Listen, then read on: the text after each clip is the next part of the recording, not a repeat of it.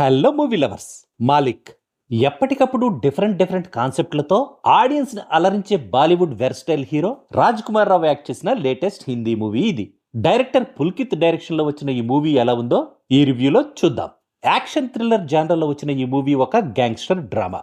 2 hours 32 minutes duration ఉన్న ఈ మూవీకి సెన్సార్ వాళ్ళు ఏ సర్టిఫికెట్ ఇచ్చారు. అలాగని మరీ వల్గర్ సీన్లు కూడా ఏం లేవు, కానీ వైలెన్స్ మాత్రం ఉంది. సో మీరు మీ ఫ్యామిలీతో కలిసి చూడాలో వద్దో మీరే డిసైడ్ చేసుకోండి. రాజ్ కుమార్ రావు మూవీ కదా అని ఎంతో కొంత డిఫరెంట్ కంటెంట్ ఎక్స్పెక్ట్ చేశాను, కానీ మూవీ కాన్సెప్ట్ చూడగానే ఇదొక రొటీన్ గ్యాంగ్స్టర్ డ్రామా అని అర్థమైపోయింది. పుష్ప 2, KGF లాంటి సినిమాలను చూసి మాస్ ఇమేజ్ కోసం ఈ మూవీ చేసినట్టున్నాడు రాజ్ కుమార్ రావు. ఇప్పుడు ఫీల్ అవుతూ ఉండుంటాడు, అసలు ఈ మూవీ నేను ఎందుకు చేశానా అని. ఒక మిడిల్ క్లాస్ ఫ్యామిలీ నుండో ఒక పూర్ ఫ్యామిలీ నుండో వచ్చిన హీరో పరిస్థితుల ప్రభావం వల్ల రౌడీగా మారడం, పొలిటీషియన్స్ తమ అవసరాల కోసం ఆ రౌడీని పెంచి పోషించడం, ఆ తర్వాత ఆ హీరో తమకన్నా ఎక్కువ రేంజ్కి వెళ్ళిపోతున్నాడనో, తమ మాట వినడం లేదనో అతన్ని చంపించాలని ట్రై చేయడం, చివరికి హీరో వాళ్ళందరినీ చంపేసి తనే తిరుగులేని గ్యాంగ్స్టర్ గా మారడం. ఎన్ని సినిమాల్లో చూసాం మనం ఈ రొటీన్ రొట్ట స్టోరీని. మాలిక్ స్టోరీ కూడా ఇదే రొటీన్ ఫార్ములా. 1990s లో అలహాబాద్ బ్యాక్ డ్రాప్ లో నడుస్తుంది మూవీ కథ.